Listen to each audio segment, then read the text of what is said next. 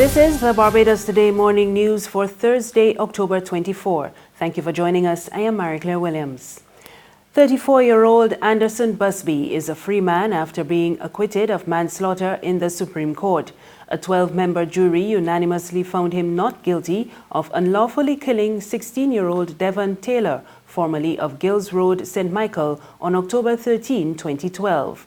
Principal Crown Counsel Alliston Steele appeared on behalf of the Crown. The court heard during the trial that Taylor died after sustaining 6 stab wounds to the left side of his body. He also lost 8 liters of blood. Busby maintained his innocence throughout the trial, claiming that he had acted in self-defense after being attacked by Taylor. Dr. Margaret O'Shea, part of the medical team that performed surgery on Taylor at the Queen Elizabeth Hospital, testified that there was a laceration to the deceased's chest, a major vein was totally cut in his chest, and that there were 4 liters of blood left in his chest cavity. Dr. O'Shea also performed 2 surgeries on Busby and testified that he received life-threatening injuries.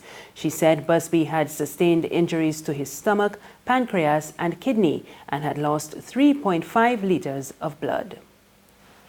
In other news this morning, Prime Minister Mia Mottley has told newly installed justices of the peace that they have a significant role to play as Barbados rebuilds its communities. Addressing the swearing-in last night, Mottley described the role as a noble tradition and pointed to their role in conflict resolution. Those countries that have large numbers of indigenous people have found themselves learning from the indigenous people and learning about the need to resolve conflict while keeping the community as whole as possible. Because ultimately, it is not about vengeance. For what does the Bible tell those of us who are Christians about vengeance in Romans chapter? It belongs to the Lord. It is fundamentally about restoring the community to the whole and not having the infractions divide us and cause us to produce at a far lower level or to have less stability and peace and happiness in that community than would otherwise exist. Home Affairs Minister Edmund Hinkson is remaining mum on this week's alleged attack on a female worker at the state-run Government Industrial School by a 13-year-old inmate. Police are currently investigating the alleged assault in which the female ward is accused of cuffing the worker at the back of her head. But Hinkson says he could not comment on the matter now that it is before the police. However, he referred Barbados Today to the pending child justice legislation. The new laws will, among other things, give magistrates a significantly wider discretion to impose community-based restorative justice or correctional supervision sentences rather than confinement to the GIS. The Child Justice Bill is expected to be debated in Parliament by April next year. There is a call for a rethink of the value placed on women's work. That call from Minister in the Ministry of Economic Affairs, Marcia Cadell, who says the disparity between the value placed on men's and women's work is out of touch with reality. She was addressing the launch of a report by UN Women, the Status of Women and Men report, a gender analysis of labor force data and policy frameworks in 6 CARICOM member states. Cadell noted that in Barbados, women's wages are almost on par with men, but society does not place a high value on a number of the critical jobs in female-dominated fields. Men tend to occupy positions where they operate heavy equipment and machinery. Women tend to be in service and care work in the informal, in the household, and in the formal economy. That fact is mirrored across all sectors of the economy. And we're taking the household as a sector of the economy.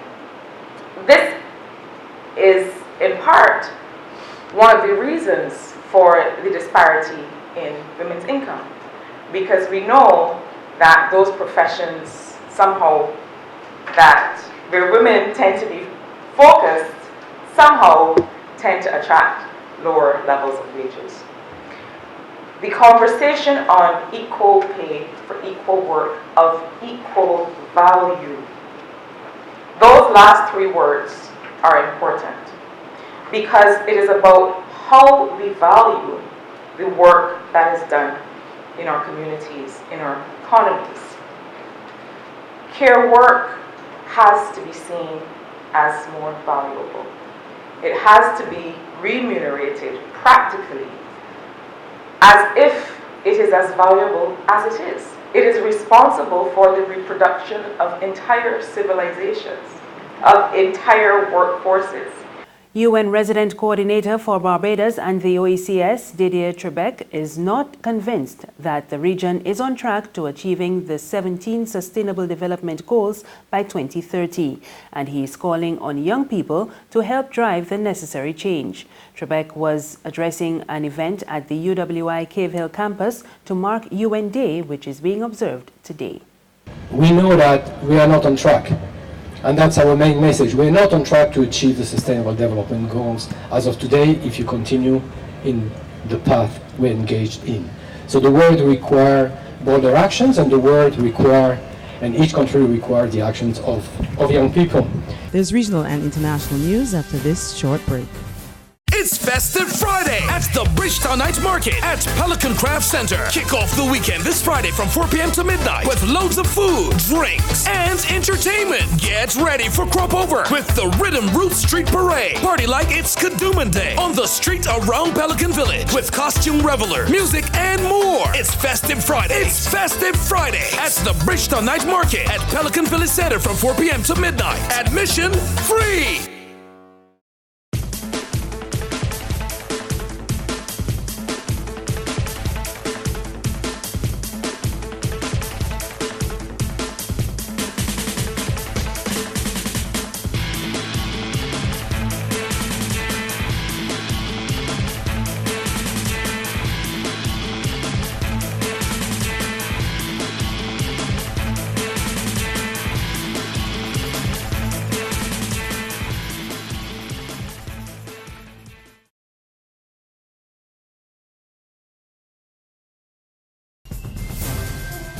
Thank you for staying with us. We're back with news from the region, and we go to Trinidad, where 14 people, including 8 children, are now homeless after a fire destroyed 3 apartments in the Debe area on Wednesday. We get more in this report from TTT Live Online.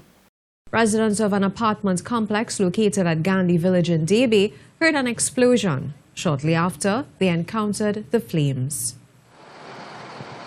I was combing my hair, and all of a sudden I hear like if something blow up.